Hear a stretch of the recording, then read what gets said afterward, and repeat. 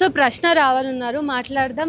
ఇంతమంది బొద్దింకల్ని చూసిన తర్వాత మీకు ఎట్లా అనిపించింది? అండ్ మీరు కూడా ఇక్కడ వచ్చిండ్రు కదా, వైజాగ్ స్టీల్ ప్లాంట్ గురించి మాట్లాడిండ్రు కదా, ఈ హోల్ ఎక్స్పీరియన్స్ మీద మీరు ఫస్ట్ ఏం చెప్తారు? See, this is an amazing experience, Srinidhi, because ఇది ఒక ఆన్లైన్ ప్రొటెస్ట్ నుంచి స్టార్ట్ అయ్యి బయటకు వచ్చిన తర్వాత గ్రౌండ్ లెవెల్ రియాలిటీ ఇది people are protesting against the government. It's not about Bharatiya Janata Party Aam Aadmi Party కాదు. దిస్ ఇస్ అబౌట్ 1 కోటి మంది విద్యార్థుల భవిష్యత్తుకు సంబంధించిన దాని మీద ఆటలాడుతున్నారు. కాబట్టి ధర్మేంద్ర ప్రధాన్ అనే ఎడ్యుకేషన్ మినిస్టర్గా ఉన్న వ్యక్తి అతను ఖచ్చితంగా రాజీనామా చెయ్యాలి అనే ఒక డిమాండ్ మీద మొదలైన ఈ protest irrespective of the parties, social యాక్టివిస్టులు కానీ ఇన్ఫ్లుయెన్సర్స్ కానీ అందరూ కూడా వచ్చారు. And me as well as my team from Team Prashna will definitely support this protest especially. See, I have so much of differences between, Cockroach Janata Party కి సంబంధించిన చాలా విషయాలు నేను వ్యతిరేకిస్తాను. కానీ పర్సనల్లీ ఆన్ దిస్ ప్రొటెస్ట్ ఖచ్చితంగా ధర్మేంద్ర ప్రధాన్ అనే వ్యక్తి రాజీనామా చేయాలి, బాధ్యతగా తీసుకొని. 1 కోటి మంది విద్యార్థులకు సంబంధించిన సమస్య ఇది. So he has to resign అనే దాని మీద I supported. This is a wonderful experience actually. So cockroaches ఎక్కడ స్టార్ట్ అయ్యారు? సీజీఐ మాట్లాడిన మాటలు కదా, అది అవుట్రేజ్ అయ్యి ఒక న్యాయబద్ధమైనటువంటి వ్యక్తి ఆర్ ఇండియా మొత్తానికి ఆయన న్యాయస్థానానికి సంబంధించి ఆయననే హక్కుల గురించి మాట్లాడాలి కదా. సీజేఐ ఇట్లా మాట్లాడిండు ఒక పార్టీకి కార్యకర్తగా అంటే మన ఇండియన్ ఈ జ్యుడిషియరీ ఎట్లా ఉందని అనుకో.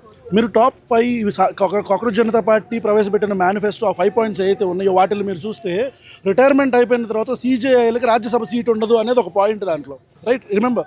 So that means the whole judiciary కూడా లోపాయకారి ఒప్పందాలతో కేంద్ర ప్రభుత్వంతో లొంగిపోయారు అని చెప్పని వాళ్ళ ఉద్దేశం. I'm not telling it, cockroach Janata party is telling it and the whole country knows it. So దీనికి సంబంధించి సీజేఐ చేసిన కామెంట్స్ చిల్లర కామెంట్లు. ఎందుకంటే నిరసన అనేది ప్రతి ఒక్కరి హక్కు. నువ్వు ప్రభుత్వంలో ఉన్నా, నువ్వు ఎలాంటి పదవిలో ఉన్నా సరే నిన్ను ప్రశ్నించడం అనేది ప్రజల యొక్క హక్కు. నువ్వు అలాంటి ఒక డెమోక్రటిక్ కంట్రీలో ఉండి ప్రశ్నించడానికి కాక్రోచ్ అంటే ఈరోజు this is the result. You are looking at the result. So ఉన్న లోకల్ పార్టీస్ అన్నింటినీ బీజేపీ హైజాక్ చేస్తుంది. Andhra Pradesh is the biggest example కదా. సో ఈ కంట్రీలో డెమోక్రసీ అనేది బిగ్గెస్ట్ జోక్ అయిపోయింది. దాని గురించి మీ కన్సర్న్ ఎట్లా ఉంది, మీరేమనుకుంటారు? See, this is definitely a bothering thing which we all have to accept. ఖచ్చితంగా మనందరం కూడా యాక్సెప్ట్ చేయాల్సిన విషయం ఇది. ఎందుకంటే భారతీయ జనతా పార్టీ సిస్టమ్స్ని, అది ఐటీ కావచ్చు, సిబిఐ కావచ్చు, ఈడీ కావచ్చు, ఈసీ కావచ్చు, ఎలక్షన్ కమిషన్తో కలిపి including the judiciary, they have manipulated. So ఈ సిస్టమ్ని వాళ్ళు ఇట్లా చేస్తున్నప్పుడు ఇలాంటి ప్రొటెస్ట్లు అనేవి ఖచ్చితంగా రావాలి. At the same time state governments మీరు అన్నట్టు వాళ్ళు హైజాక్ చేస్తున్నారు. Andhra Pradesh is a greatest example. మీరు ఏ పార్టీకి ఓటేసినా నరేంద్ర మోదీకి ఓటేసినట్టే. So as per my concern, we all should come out, speak out and do protest until unless this BJP government comes down. ఇదైతే నా agenda. భారతీయ Janata party కిందకి దిగిపోవాలి అనేది నా ఎజెండా. Enough is enough. 12 సంవత్సరాలు మీరు చేసిన అరాచకం చాలు, దిగిపోవాలనేది. సో దానికోసం ప్రతి ఒక్కళ్ళు బయటికి రావాలి, ప్రొటెస్ట్ చేయాలి. అట్ ద సేమ్ టైం ఇలాంటి ప్రొటెస్ట్లకి సంఘీభావం తెలపాలి. ఇక్కడ మొత్తం యూతే ఉన్నారు కదా, most of them are youth కదా.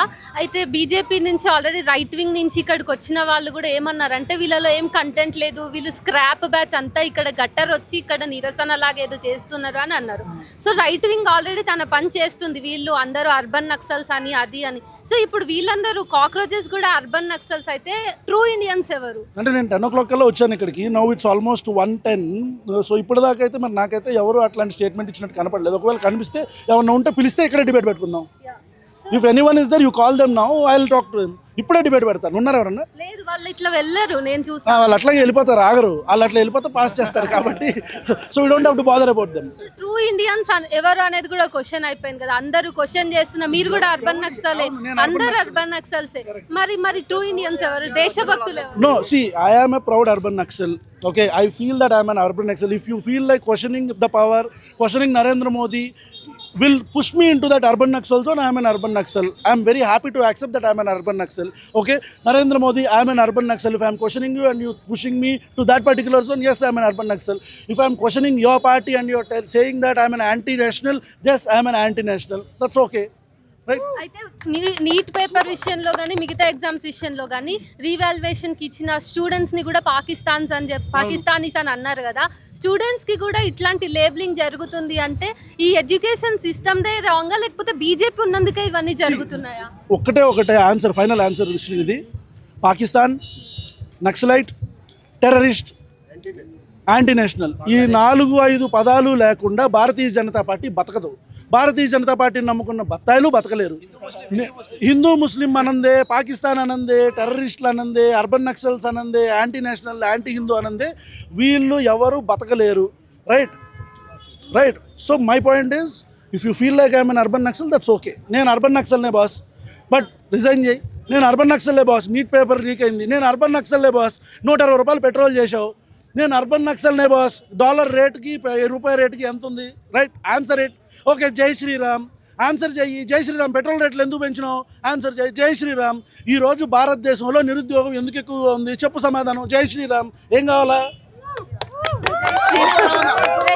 అయితే సిజేఐ మీద, ఆయన చేసిన వ్యాఖ్యల మీద మనం మాట్లాడితే కేసులు పెడుతున్నారు. ఇంత నిర్బంధంని మనం ఎట్లా ఫేస్ చేయాలి? మనం ఏం చేయాలి? ఇట్లనే ఇది అంత పెద్ద మాస్ మూవ్మెంట్ గా అవుతుంది అని అనుకుంటున్నారా? అవుతుంది కదా. ఎక్కడ సీజేపీ, ఎక్కడ ఆయన ఎవరో మన అవుట్ ఆఫ్ కంట్రీ ఉండే అభిజిత్, అవుట్ ఆఫ్ కంట్రీలో ఉండే అతను, ఎక్కడ ఢిల్లీ, ఎక్కడ Hyderabad. Now we are in. So this is definitely is getting a bigger movement, bigger attempt అనేది. అవుతుందా అవదా పక్కన పెట్టు, but as of now we are here. దీన్ని ముందుకు తీసుకెళ్లే ప్రయత్నం అయితే చేయాలి. చేసిన వాళ్ళకి ఖచ్చితంగా మన నుంచి సంఘీభావం అయితే ఉంటుంది. We support it and I'm an anti national. Right, thank you.